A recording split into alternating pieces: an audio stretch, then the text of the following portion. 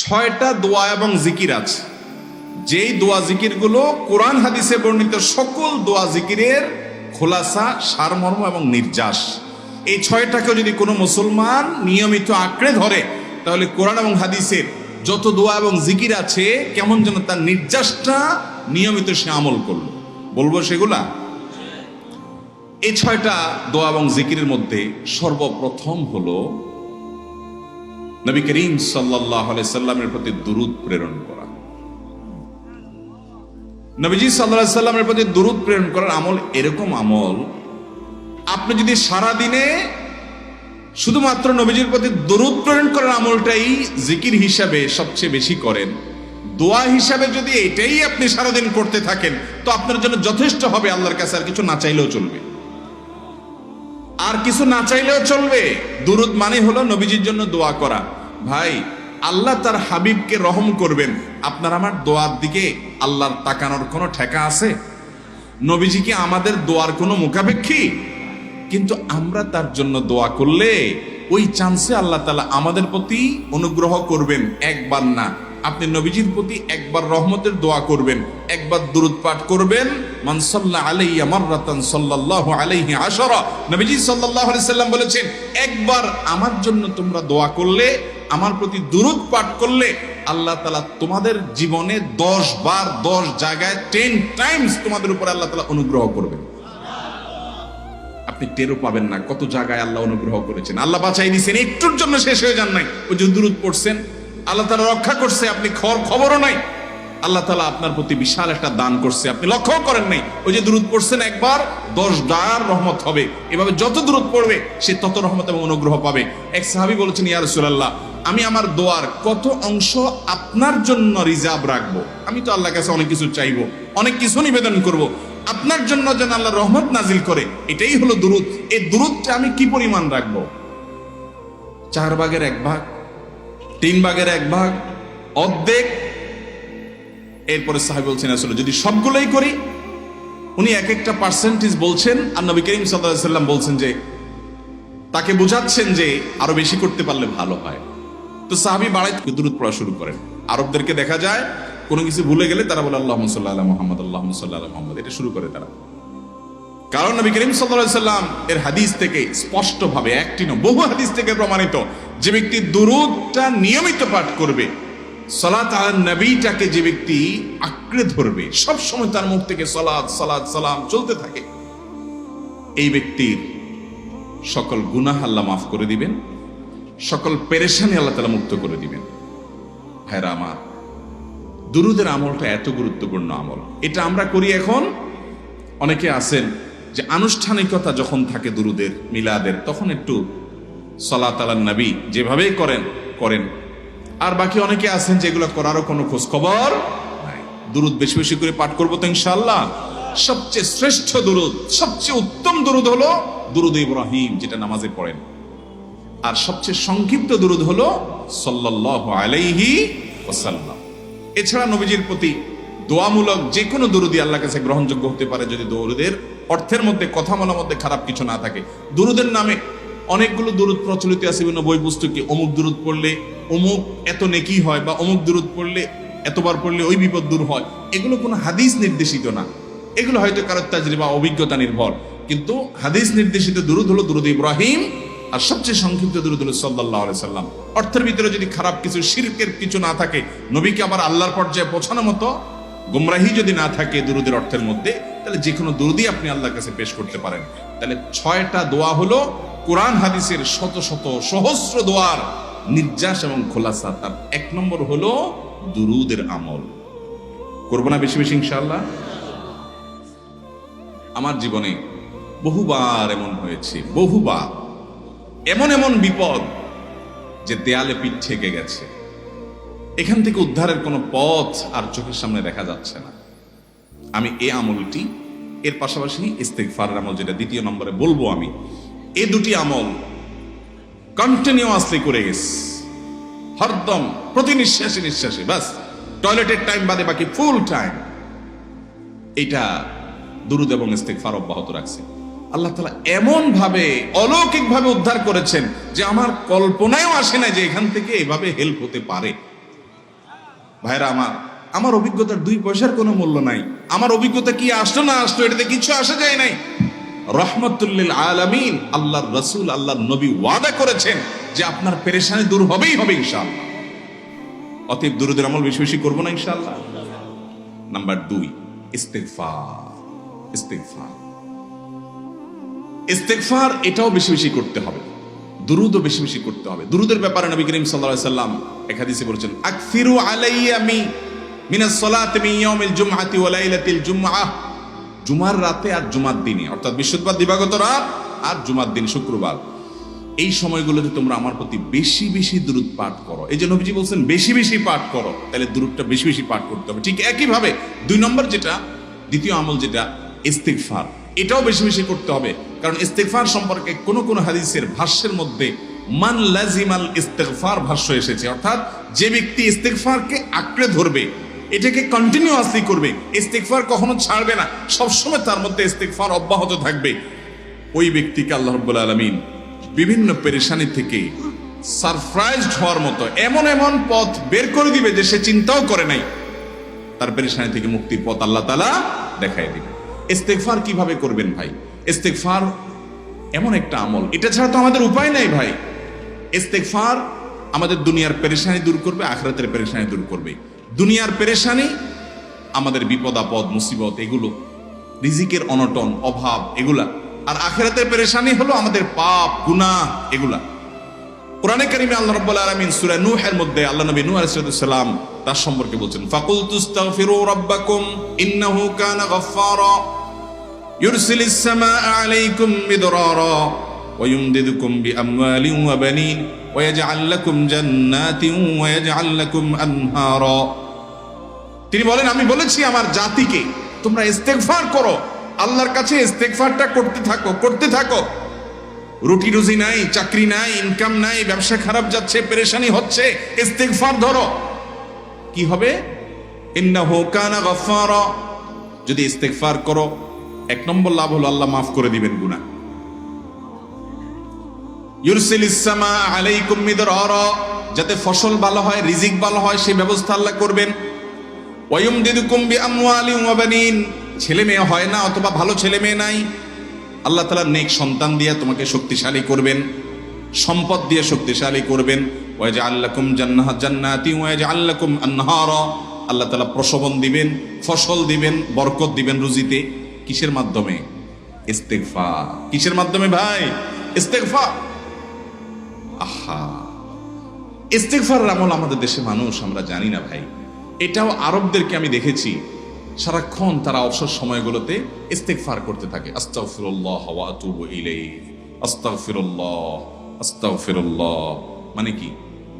আল্লাহর কাছে আমি ক্ষমা প্রার্থনা করি, আল্লাহর কাছে আমি মাপ চাই, আল্লাহর কাছে আমি তওবা করি, আল্লাহর দিকে আমি ধাবিত হই, আল্লাহর কাছে আমি ফিরে যাই, আস্তাগফিরুল্লাহ আস্তাগফিরুল্লাহ। আপনি বসে আছেন নিরিবিলি, ভাইরা আমার এখন আর নিরিবিলি বলতে কোনো সময় নাই, এখন আর ফ্রি টাইম নাই, এখন আর আমাদের অবসর টাইম নাই।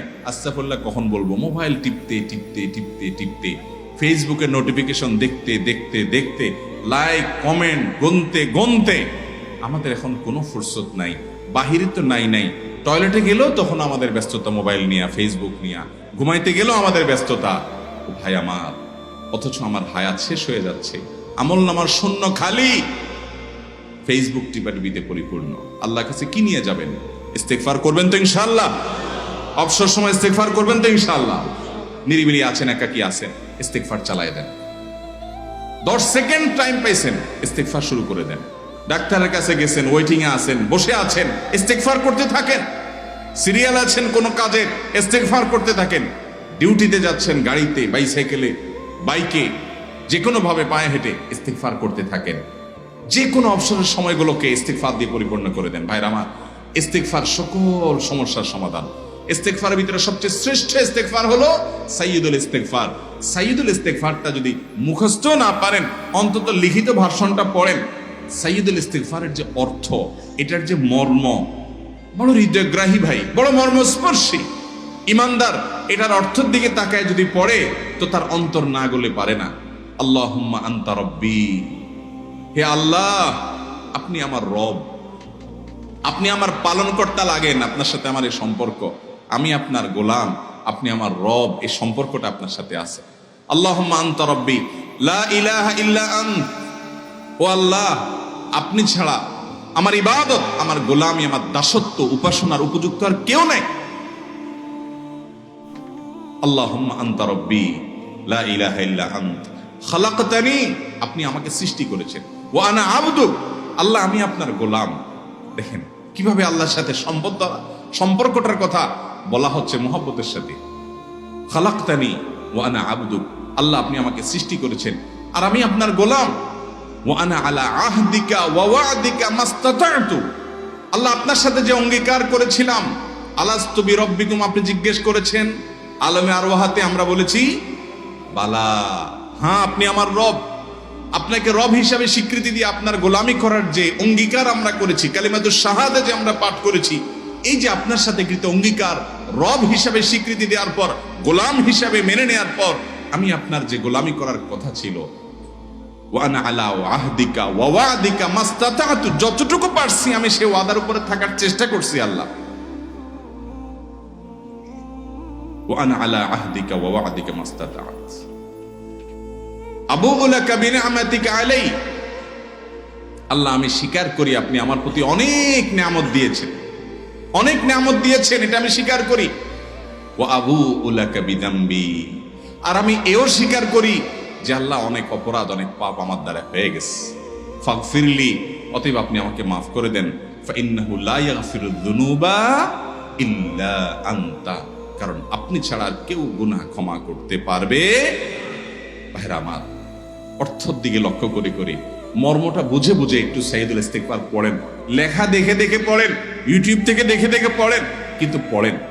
আল্লাহুম্মা আনতা রাব্বি লা ইলাহা ইল্লা আন্ত খালাকতানি ওয়া আনা আবদুক ওয়া আনা আলা আহদিকা ওয়া ওয়া'দিকা মাস্তাতা'তু আউযু বিকা মিন শাররি আবুউ লাকা বিনি'মাতিকা আলাইয়া ওয়া আবুউ লাকা বিযামবি ফাগফিরলি ফাইন্নাহু লা ইয়াগফিরুয যুনুবা ইল্লা আনতা। এটা হলো বড় ইস্তিগফার। এত বড় ইস্তিগফার পড়তে পারেন না, কোনো পেরেশানি নাই, কোনো অসুবিধা নাই। সবচেয়ে ছোট ইস্তিগফার হলো আস্তাগফিরুল্লাহ আস্তাগফিরুল্লাহ আস্তাগফিরুল্লাহ। আল্লাহ আপনার কাছে ক্ষমা চাই, কত ভুল হয়ে যায়, কত অন্যায় হয়ে যায়। ভাইরা আমার, এটা হলো রিমুভার। ভুল করে কিছু লিখছেন, রিমুভ করে ফেলছেন, শেষ হয়ে গেছে। আপনি ঘন ঘন ইস্তিগফার পড়তে থাকেন, অগণিত ভুল হয়, অগণিত ত্রুটি হয়, বারবার ইস্তিগফার এগুলোকে সবগুলোকে শেষ করে দেয়। ভাইরা আমার, নিরাপত্তা এনে দেয়। আল্লাহ কোরআনে কারিমে বলেছেন যে আপনার রব আপনার কওমের প্রতি আযাব নাজিল করবেন না যদি আপনি থাকেন, আর যদি তারা ইস্তিগফারে রত রাখে তাহলে গণ আযাব আল্লাহর পক্ষ থেকে আসবে। অতএব ভাইরা আমার, ইস্তিগফার বেশি বেশি করতে হবে।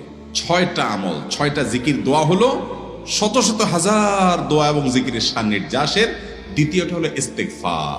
চেষ্টা করবো না ইনশাআল্লাহ ইস্তিগফার করা, চলতে ফিরতে আস্তাগফিরুল্লাহ ওয়া আতুবু ইলাইহি, অথবা শুধু আস্তাগফিরুল্লাহ। আরেকটা ইস্তিগফার হাদিসে বর্ণিত, আস্তাগফিরুল্লাহ আল্লাযী লা ইলাহা ইল্লা হুয়াল হাইয়ুল কাইয়্যুম ওয়া আতুবু ইলাইহি ওয়া লা হাওলা ওয়া লা কুওয়াতা ইল্লা বিল্লাহ। এটাও ইস্তিগফার। তাহলে একটা বড় ইস্তিগফার, একটা মিডিয়াম, একটা ছোট, যার যেটা সুবিধা হয় এটা পড়েন। বড়টা হলো সাইয়্যিদুল ইস্তিগফার, সবচেয়ে শ্রেষ্ঠ ইস্তিগফার যেটা হাদিসে বর্ণিত হয়েছে। সাইয়্যিদুল ইস্তিগফার নবীজি সকাল সন্ধ্যা পাঠ করতেন, বিভিন্ন সময় পাঠ করতেন, রাতে পাঠ করার কথা বলতেন। সাইয়্যিদুল ইস্তিগফার পাঠ করলে আল্লাহ রাব্বুল আলামিন ওই দিনে, ওই রাতে, ওই ব্যক্তি মারা গেলে তার সব গুনাহ খাতা মাফ করে তাকে জান্নাত দিবেন ইনশাআল্লাহ। অতএব ভাইরা আমার, সাইয়্যিদুল ইস্তিগফার সবচেয়ে বড়, আস্তাগফিরুল্লাহ আল্লাযী লা ইলাহা ইল্লা হুয়াল হাইয়ুল কাইয়্যুম ওয়া আতুবু ইলাইহি ওয়া লা হাওলা ওয়া লা কুওয়াতা ইল্লা বিল্লাহ।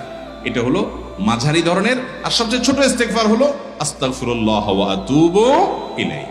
তাহলে 6 আমলের কয়টা গেল? 2টা। প্রথমটা হলো দুরূদ আর দ্বিতীয়টা হলো ইস্তিগফার। নাম্বার 3, এটা আমাদের বেশিরভাগ মানুষ জীবনে হয়তো শুনেনও নাই, অনেকে হয়তো শুনছেন, আমল করা হয় না। খুব সীমিত সংখ্যক আল্লাহর বান্দার আমলের তৌফিক হয়। সেটা হলো ইয়া যাল জালালি ওয়াল ইকরাম। এটা একটা জিকির, আল্লাহ তাআলাকে ডাকা, আহ্বান করা, এটাই জিকির। ইয়া যাল জালালি ওয়াল ইকরাম। নবী করিম সাল্লাল্লাহু আলাইহি ওয়াসাল্লাম বলেছেন, আলিজু বিয়া যাল জালালি ওয়াল ইকরাম।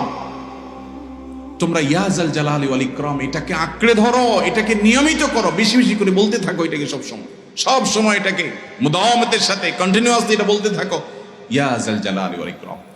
অনেক উলামায়ে কেরাম, মুহাদ্দিসিনে কেরাম ইয়াজাল জালালি ওয়াল ইকরাম কেন নবীজি এত বেশি বলতে বলেছেন, এটার মাধ্যমে আমাদের লাভটা কি, এর ব্যাখ্যা করতে গিয়ে বলেছেন ইয়াজাল জালাল মানে হলো হে মহান মহান বড়ত্বের অধিকারী, হে জালালের অধিকারী, হে জালাল, ওয়াল ইকরাম হে দানশীল।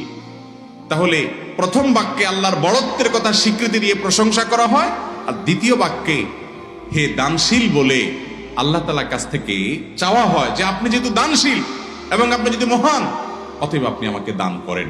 এটা ডাকলেই, আল্লাহকে এই বলে ডাকলেই চাওয়া হয়ে যায়। এই জন্য বেশি বেশি করে ইয়াজাল জালালি ওয়াল ইকরাম পড়তে হবে। অনেকে হয়তো নতুন শুনেছেন, আজকে থেকে শুরু করে দিবেন ইয়াজাল জালালি, সকাল বিকাল মনে থাকে না তো লিখে লিখে ওয়ালে টাঙায়া দেন, বাসা বাড়িতে এমন জায়গায় লিখে রাখেন তাকাইলে নজরে পড়ে, কারণ মোবাইলে আমাদেরকে সবকিছু ভুলাই দেয়, দুনিয়ার ব্যস্ততা সব ভুলাই দেয়। এই জন্য বেশি বেশি ইয়াজাল জালালি ওয়াল ইকরাম পড়বো। 3টা হয়ে গেল। নাম্বার 4 নম্বর যে দোয়া এবং জিকির করতে নবী করিম সাল্লাল্লাহু আলাইহি সাল্লাম সব সময় আমাদেরকে উৎসাহ দিয়েছেন, অনুপ্রেরণা দিয়েছেন। এবং ইবনে সাদি রাহিমাহুল্লাহ তিনি 6টা নির্যাস দোয়া এবং জিকির যে বলেছেন তার 4 নম্বর হলো লা হাওলা ওয়ালা কুওয়াতা ইল্লা বিল্লাহ। লা হাওলা ওয়ালা কুওয়াতা ইল্লা বিল্লাহ। লা হাওলা ওয়ালা কুওয়াতা ইল্লা বিল্লাহ, এটা হলো সারেন্ডার করা, আল্লাহর কাছে সারেন্ডার করা, আত্মসমর্পণ করা। মানে আল্লাহ ছাড়া কোনো ভালো কাজ করার ক্ষমতা কারণ নাই, করার তৌফিক দেওয়ার ক্ষমতা কারণ নাই, আর পাপ থেকে বাঁচানোর ক্ষমতা কারণ নাই। এই জন্য আমি কেমন যেন আল্লাহর কাছে সারেন্ডার করছেন, লা হাওলা ওয়ালা কুওয়াতা ইল্লা বিল্লাহ। কোন অবস্থা, কোন সামর্থ্য এগুলো কারোর কাছে নাই, শুধুমাত্র কার কাছে আছে? আল্লাহর কাছে আছে। এই অর্থ বুঝে আপনি লা হাওলা ওয়ালা কুওয়াতা ইল্লা বিল্লাহ বেশি বেশি পাঠ করবেন। নবী করিম সাল্লাল্লাহু আলাইহি সাল্লাম বলেছেন, তোমাদেরকে কি আমি জান্নাতের একটা ভান্ডারের খবর দিব, যেটা জান্নাতের ভান্ডার, সওয়াব টওয়াব না, সাধারণ অল্প স্বল্প সওয়াব না, পুরো জান্নাতের ভান্ডারের সন্ধান দিয়ে দিব। সাহাবা ইকরাম তো চাইতেনই সেটা। নবীজি সাল্লাল্লাহু আলাইহি সাল্লাম তখন বলেছেন যে লা হাওলা ওয়ালা কুওয়াতা ইল্লা বিল্লাহ, এটা হলো কানজুম মিন কুনুজিল জান্নাহ, জান্নাতের ভান্ডার সমূহের মধ্যে থেকে একটা বড় ভান্ডার হলো লা হাওলা ওয়ালা কুওয়াতা ইল্লা বিল্লাহ। অতএব এই আমলটাও বেশি বেশি করবেন। 4 নম্বর আমল হয়ে গেল। দুরুদের আমল 1, ইস্তিগফার আমল 2, ইয়াজাল জালালি ওয়াল ইকরাম 3, লা হাওলা ওয়ালা কুওয়াতা ইল্লা বিল্লাহ। কয়টা হলো? 4। 5 নম্বর আমল হলো দোয়া ইউনুস। দোয়া ইউনুস জানা আছে তো? লা ইলাহা ইল্লা আনতা সুবহানাকা ইন্নী কুনতু মিনাজ জালিমিন। ভাইরা আমার, অর্থের দিকে তাকায়া মাঝে মধ্যে মোবাইল টোবাইল সব ফালায় রেখে একটু আল্লাহর সাথে কথা বলবেন, আল্লাহর সাথে একটু কানেক্টেড হওয়ার চেষ্টা করবেন, আল্লাহর সাথে একটু সংযুক্ত হওয়ার চেষ্টা করবেন। ডিসকানেক্টেড তো পুরো লাইফটা কাটাই দিলেন, একটু কানেক্টেড হওয়ার চেষ্টা করেন। প্রতিদিন কিছু সময় বসে একটু জিকির করেন, চলতে ফিরতে একটু আল্লাহকে সময় দেন। আপনি উপকৃত হবেন, আপনার কল্ব জিন্দা হবে, আমল নামা সওয়াবে পরিপূর্ণ হবে। লা ইলাহা ইল্লা আনতা সুবহানাকা ইন্নী কুনতু মিনাজ জালিমিন। অর্থের দিকে তাকান, কত মর্মস্পর্শী। লা ইলাহা ইল্লা আনতা, আল্লাহ আপনি ছাড়া কোনো সত্যিকারের মাহবুদ নাই, উপাস্য নাই। সুবহানাকা, আপনি পবিত্র, আমি আপনার পবিত্রতা জ্ঞাপন করছি। ইন্নী কুনতু মিনাজ জালিমিন, তবে আমি সেসব মানুষদের অন্তর্ভুক্ত যারা নিজের প্রতি নিজে জুলুম করেছে, অবিচার করেছে, অন্যায় করে আমার নিজের পায়ে নিজে কুড়াল মেরেছি বহু। অতএব আপনি আমাদের প্রতি রহম করেন। এই দোয়া পাঠ করে আপনারা সবাই জানেন আল্লাহর একজন নবী, তিনি জীবনের সবচেয়ে কঠিন পরিস্থিতির মুখোমুখি হয়ে এমন বিপদে পড়েছেন যে বিপদ থেকে উদ্ধারের কোনো পথ ছিল না। দুনিয়াবি সকল সিস্টেম বলবে যে সমুদ্রে নিক্ষেপিত হয়ে বিশাল বড় সমুদ্রের প্রাণী মাছের পেটে চলে গেলে সে মানুষ আবার বাঁচে কিভাবে? মুহূর্তের ভিতরেই তো মারা যাবে অক্সিজেনের অভাবে। এটাই দুনিয়ার সিস্টেম বলে। আল্লাহ তাআলা অলৌকিক ভাবে, লৌকিক সিস্টেমের ঊর্ধ্বে রেখে আল্লাহ তাআলা তাকে এই বাক্য পাঠ করার কারণে, এর মাধ্যমে আল্লাহ তাকে মুক্তি দান করেছেন। এবং আল্লাহ তাআলা এই ঘটনা কোরআনে উল্লেখ করার পর একটা সুসংবাদ বলছেন আমাদের সবার জন্য, বিরাট বড় আনন্দের সংবাদ। আল্লাহ বলেছেন ওয়াকাযালিকা নুনজিল মুমিনিন। এই বাক্য পাঠ করার পর ইউনূস আলাইহিস সালামকে শুধু রক্ষা করেছেন আল্লাহ তাই নয়, আল্লাহ বলেছেন একইভাবে তাকে যেরকম রক্ষা করেছি, এই বাক্য যদি কেউ পড়ার মতো পড়ে, হক আদায় করে পড়ে, মনের গভীর থেকে পড়ে, মর্ম উপলব্ধি করে পড়ে, নিয়মিত পড়ে, ওয়াকাযালিকা নুনজিল মুমিনিন, ঈমানদারদেরকে আমি রক্ষা করে দেব। এবার